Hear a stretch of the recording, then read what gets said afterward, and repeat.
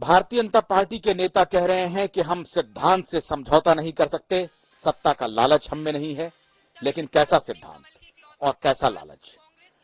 ज्यादातर भ्रष्टाचार के आरोप में संलिप्त नेता चुनाव जीत गए हैं, तो जीता कौन वहां पे, हारा कौन? मुझे लगता है कि एक सवाल यह भी होना चाहिए आज के कर्नाटक चुनाव के बाद कि भारतीय जनतंत्र आहिस्ता आहिस्ता हार रहा है। जनता जिसे चुन रही है, जिनमें विश्वास जता रही है, क्या वो विश्वास करने के लायक भी है? ये बात ठीक है कि भारतीय जनता पार्टी की सरकार के ऊपर करप्शन के चार्जेस थे और बीजेपी के नेतागण कह रहे हैं कि हमने जिनके ऊपर चार्जेस थे उनको हटाया, इसलिए हमको सत्ता गंवानी पड़ी, लेकिन हमने सिद्धांत से समझौता नहीं किया।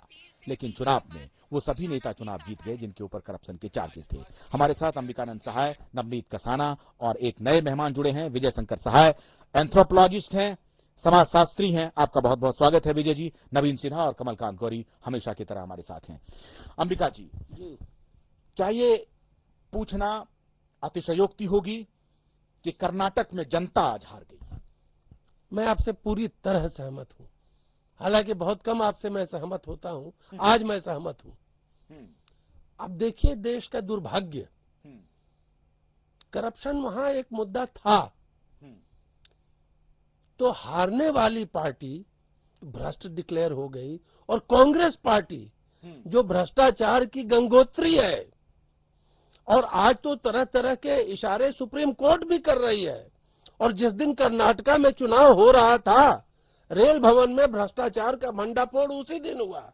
और देखिए कितनी जबरदस्त कांग्रेस की जीत है। ये क्यों है, इसको समझना होगा। इस देश की पॉलिटिकल सिस्टम आज हार गई है कि अन्ना हजारे कहते हैं कि जब तक आप राइट टू रिजेक्ट नहीं देंगे, तो अंडर द गिवन सर्कमस्टांसेस अगर इससे कोई नाराज है तो इसको चुन लेता है। उस समय वो मूल्यांकन करने की स्थिति में यदि है तो भी निर्णय लेने की स्थिति नहीं, उसके पास ऑप्शन नहीं है। तो क्या इससे आप उनको कुछ ग्रेस मार्क्स देंगे जनता को कि विकल्पहीनता की स्थिति है, इसलिए जो लेसर एबल है उसको चुन लिया? देखिए जनता को डायरेक्ट दोष मैं नहीं दूंगा। जनता के सामने ऑप्शन रख दिया जाता है कि आप इसको चुनिए या इसको चुनिए, उसको एक को चुनना है। और अगर मताधिकार का प्रयोग जनता नहीं करे तो आप सब फिर डंडा उठा के खड़े हो जाएंगे कि जनता तो प्रजातंत्र में इंटरेस्ट ही नहीं लेती है। जनता के पास इस देश में ऑप्शन क्या है? अगर भारतीय जनता पार्टी कर्नाटका में भ्रष्ट है तो मैं एक ही सवाल सबसे पूछना चाहता हूं कि कांग्रेस कौन सी दूध की धुली पार्टी है जिसको इतनी बहुमत से जिता दिया जाए? नहीं, वो लेकिन ये कह सकते हैं कि नहीं, कांग्रेस के ऊपर जो चार्जेस थे या कांग्रेस के स्थानीय जो नेता हैं उनकी छवि साफ सुथरी है। भाई साहब देखिए, या फिर जो वर्तमान सरकार है उसके बरक्स साफ सुथरी है। पॉलिटिक्स परसेप्शन से चलता है। और आप ये तो स्टेट का चुनाव था, नगर पालिका का भी चुनाव हो और अगर पॉलिटिकल पार्टी उसमें हिस्सा दे और अगर उस पॉलिटिकल पार्टी की छवि खराब है तो वो हारती है। ऐसा नहीं है, इस आर्गुमेंट को मैं नहीं बाई करता हूं। मैं कह रहा हूं कि जनता के पास विकल्प ही नहीं है, भ्रष्ट लोगों को समर्थन देना ही है, देने के अलावा कोई चारा नहीं है। कोई चारा नहीं है। नवनीत जी, क्या आपको सिस्टम सड़ गया है? सड़ गया है। सिस्टम को उखाड़ फेंकने की जरूरत है। क्या यह मान लिया जाए कि अब भारतीय जनतंत्र में विकल्पहीनता की स्थिति है और इसका खामियाजा भुगतना पड़ रहा है? क्या ये सच नहीं है कि जनतंत्र हार रहा है? आज एक और बहुत हास्यास्पद बयान अंग्रेजी चैनल्स में देख रहा था, हिंदी चैनल में भी कई में आया है।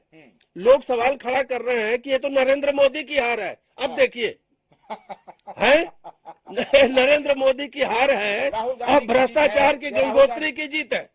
अब आप देखिए, मैं कह रहा हूं अरे नरेंद्र मोदी नहीं, साक्षात प्रभु श्री राम चले जाते तो क्या हो जाता है जब विकल्प नहीं रहेगा?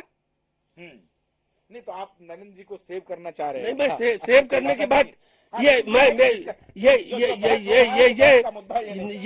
ये सिर्फ पॉलिटिकल बैंक्रप्सी नहीं है, इंटेलेक्चुअल बैंक्रप्सी हो रही है इस देश में। अरे नरेंद्र मोदी कहां से जिम्मेदार हो गया इस हार का? पार्टी बन गए हैं ना, कहीं ऐसा तो नहीं? दुर्भाग्य है, इस देश का दुर्भाग्य है। नवनीत जी, क्या भारतीय जनतंत्र अब हार रहा है? देखिए, मैं पहले भी कह रहा था, जनता के पास विकल्प यही है तो choose best out of the worst. जब तक राइट टू रिजेक्ट वाला ऑप्शन विकल्प नहीं होगा तो इस तरह की घटनाएं होंगी। नहीं, इसी व्यवस्था में जनता दबाव तो बना सकती थी ना। जो करप्ट उम्मीदवार उनके सामने हैं, उसको कह दीजिए कि विकल्पहीनता है, आप नहीं देते वोट, आप ये कहते कि हम वोट नहीं आ रहे हैं, कोई तो मैकेनिज्म हो सकता था। उसको कौन लीड? जनता अपने मताधिकार का प्रयोग करती है। 5 साल में एक बार मौका मिलता है, लोग वोट देने जाते हैं, लेकिन वहाँ विकल्प भी लिमिटेड होते हैं। अब देख लेते हैं कि कौन ज्यादा करप्ट है उसको छोड़ देते हैं, कम करप्ट है उसको अपना लेते हैं। लेकिन आज कांग्रेस जो कर्नाटक में जीती है, कांग्रेस का केंद्रीय नेतृत्व है वो अपने क्षेत्रीय नेताओं को मजबूत करता है। उसके विपरीत भाजपा का जो केंद्रीय नेतृत्व है अपने क्षेत्रीय नेताओं को कमजोर करता है। इसके कारण से कर्नाटक में बीजेपी की भारी हार हुई है। चलिए, मैं आप दर्शकों को बताना चाहूंगा कि हमने ये सवाल क्यों खड़ा किया, क्योंकि विजय जी हमारे साथ हैं जो मानव शास्त्री हैं और बड़ी बारीकी से ह्यूमन इवोल्यूशन को पढ़े हैं, समझे हैं, उनके गुणों को, उनके दुर्गुणों को समझने की उन्होंने पूरी जिंदगी कोशिश की है। इसलिए महत्वपूर्ण सवाल विजय जी आपसे है कि भारतीय समाज या भारतीय जनमानस जैसे जैसे इवॉल्व कर रहा है, हम दुनिया की बात नहीं कर रहे हैं, मानव सभ्यता खाली भारत के संदर्भ में कर रहे हैं, क्या आपको लगता है कि भारतीय जो पॉलिटी है वो अभी अपरिपक्व है या परिपक्व तो है, लेकिन उनके सामने व्यवस्था ऐसी है, आप जैसे चुनाव मतदान की स्थिति हुई तो उसमें विकल्पहीनता है, व्यवस्था ऐसी है कि उसके सामने वो पंगु बना हुआ है। आप बिल्कुल सही कह रहे हैं। देखिए, हमारे यहाँ डेमोक्रेसी है, आप डेमोक्रेसी की हिस्ट्री को पढ़िए कि ग्रीस में कैसे स्टार्ट हुआ था, वो कौन लोग सिटीजन्स होते थे और सिटीजन्स होने के लिए कितने क्वालिफिकेशन की आवश्यकता होती थी। हमारे यहाँ कोई क्वालिफिकेशन नहीं है सिटीजन होने के लिए। हर जो भी आदमी 18 साल का हो गया वो सिटीजन हो गया। और कोई भी हमारे पास दूसरा, भ्रष्टाचार की बात आज सभी जगह चल रही है। हम एक छोटा सा शेर जरूर कहना चाहेंगे, वो ये है कि बदनाम चमन को करने को बस एक ही उल्लू काफी है। हर शाख पे उल्लू, पंचायत से पार्लियामेंट तक। तो अंजाम हिंदुस्तान का क्या होगा? इस मामले में हम अंबिका जी से बहुत सहमत हमको है कि देश की बहुत ही हालत खराब है। भ्रष्टाचार हमारी एक संस्कृति होगी कि वो पॉलिटिकल संस्कृति नहीं होगी। सिटीजनशिप पर आप सवाल उठा, और मैं आपको बता रहा हूँ, मैंने एक बार साउथ में भी रिसर्च किया है। मैंने देखा वो जितना अधिक जो भ्रष्टाचार के द्वारा जितना अधिक धनवान होता है, जितने पैसे बनाता है, उसकी पूजा होने लगती है। तो ये हमारी संस्कृति में बहुत बड़ा बदलाव आ रहा है कि भ्रष्टाचार के द्वारा हम अपने को स्थापित करते हैं समाज में और हमारे समाज में बहुत महत्व बढ़ जाती है। तो ये तो एक छोटा मोटा बीजेपी और कांग्रेस, इसके सभी की हालत खराब है और सभी में भ्रष्टाचार है।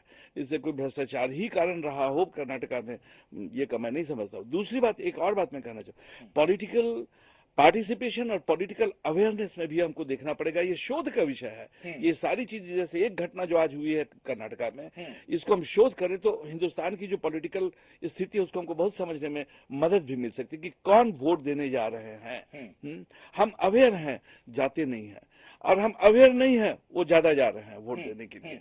तो ये पॉलिटिकल अवेयरनेस और पॉलिटिकल पार्टिसिपेशन, इन सब चीजों को भी हमको एक शोध का विषय है, भी होनी चाहिए इस मामले में कि आखिर भारतीय राजनीति का हश्र आने वाले समय में क्या होगा, कौन सा दिशा पकड़ेगा। हम दावे के साथ कह सकते हैं क्योंकि दिन भर हम लगातार विभिन्न चैनलों को देखते रहे और हमने तय किया, हमारी एडिटोरियल टीम ने तय किया कि आज कोई बहस मुबाहिसा नहीं होगा दिन भर, क्या चुनाव में कौन जीता कौन हारा। आज ये होगा रात के 8 बजे कि बौद्धिक रूप से क्या हम बैंकरप्ट होते जा रहे हैं। जिस तरह विजय साहे ने इशारा किया कि सिटीजनशिप हमारे यहां मुद्दा नहीं है, सिटीजन कौन होगा, इसको लेकर के आज हमने तय किया था कि आज भारतीय जनतांत्रिक पद्धति पर गंभीर चर्चा होगी।